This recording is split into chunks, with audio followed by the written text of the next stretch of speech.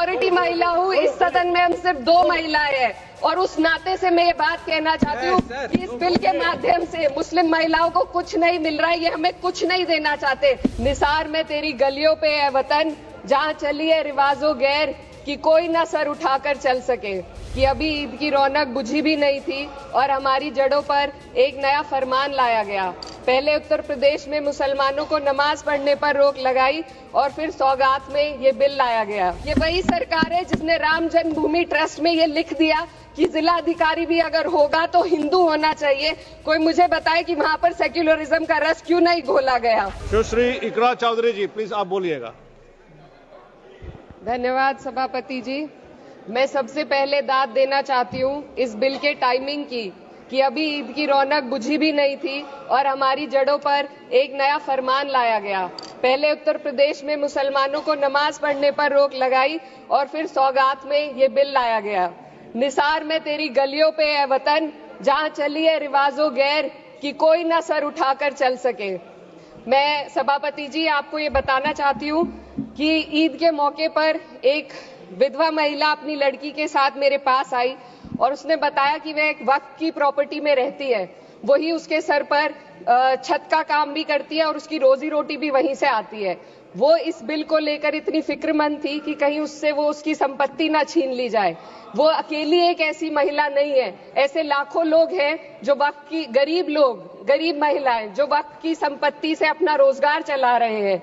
और ये जो वक्फ बाय यूजर क्लॉज के हटाने से लाखों वक्फ की जायदाद अपना स्टेटस खो देंगी और लाखों लोग इसी तरीके के लोग सड़कों पर आ जाएंगे। वक्फ क्या है, वक्फ बाय यूजर क्या है?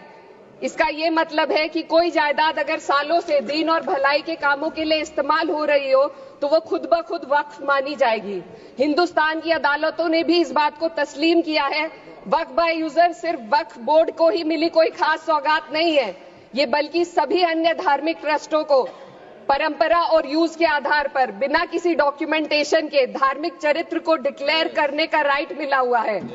भारत के संविधान के आर्टिकल 13 क्लॉज 3 में कस्टम और यूसेज को कानूनी वैधानिकता प्रदान करता है। इसी आर्टिकल से वक्फ बाय यूजर भी निकला गया है। इस बिल के कानून बनने पर वक्फ बोर्ड तो इस प्रोविजन से हाथ धो बैठेगा, लेकिन अन्य धार्मिक ट्रस्टों को यह सुविधा जारी रहेगी।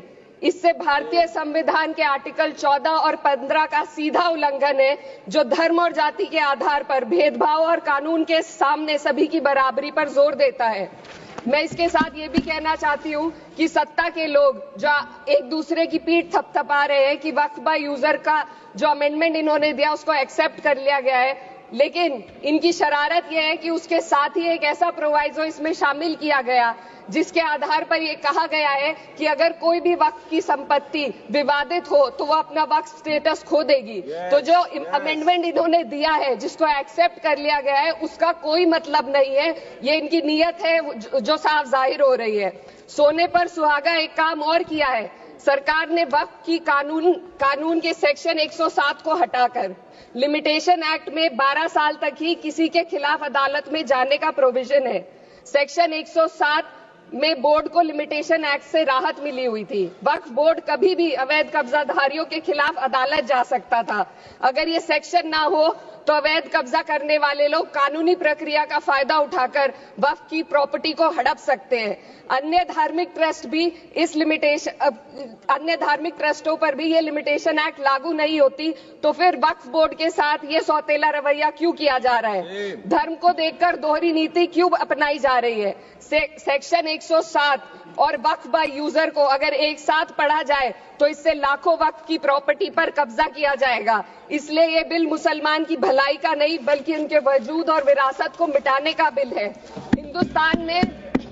हिंदुस्तान में बहुत सारे धार्मिक ट्रस्ट हैं जिसमें उस खास मजहब के लोग शामिल होते हैं और उसका इंतजाम करते हैं। और ये बात समझ में आने वाली भी है, क्योंकि जो व्यक्ति अपने मजहब के रीति रिवाज को जितना अच्छे से समझ सकता है, किसी अन्य मजहब का व्यक्ति नहीं समझ सकता। आर्टिकल 26 क्लॉज 2 के तहत धार्मिक संप्रदायों को अपने मजहबी इदारों के एडमिनिस्ट्रेशन का हक देता है, लेकिन वक्फ बोर्ड के बारे में इसको उल्टा किया जा। Sir 2 minute sir please 2 minutes. सरकार इसे एक सेक्युलर बॉडी मान रही है और इसमें गैर मुस्लिमों को शामिल करने की बात कह रही है। आपके मुंह से सेक्युलरिज्म की बात सुनकर अच्छा लगा, लेकिन अगले ही पल ये भ्रम टूट जाता है, क्योंकि आपको सिर्फ दान देने के लिए प्रैक्टिसिंग मुस्लिम का आपने क्लॉज डाला है, लेकिन बोर्ड में बैठने के लिए मुस्लिम होने की कोई आपकी क्लॉज नहीं है। तो इससे आपकी जो दोहरी नीति है वो साफ जाहिर होती है। ये वही सरकार है जिसने राम जन्मभूमि ट्रस्ट में ये लिख दिया कि जिला अधिकारी भी अगर होगा तो हिंदू होना चाहिए। कोई मुझे बताए कि वहां पर सेक्युलरिज्म का रस क्यों नहीं घोला गया। सर आखिर में मैं अपनी बात को खत्म करने से पहले महिलाओं का मुद्दा बार बार उठाया जा रहा है। सरकार का कहना है कि बोर्ड में मुस्लिम महिलाओं को रिप्रेजेंटेशन देंगे। इस कानून से पहले भी मुस्लिम महिलाएं बोर्ड में मेंबर रह चुकी हैं और मिनिमम 2 का प्रोविजन था, उससे ज्यादा भी हो सकती थी। सर मैं ये कहना चाहती हूँ कि सरकार ने महिलाओं के लिए ऐसा कौन सा नया काम किया जिसका ढिंडोरा सरकार का हर सदस्य पीट रहा है। इस बात की तायीद अगर आपकी तरफ से कोई मुस्लिम महिला करती तो हम उसका यकीन भी करते, लेकिन अफसोस आपकी इतनी लंबी कतार में एक भी मुस्लिम महिला नजर नहीं आती है। सर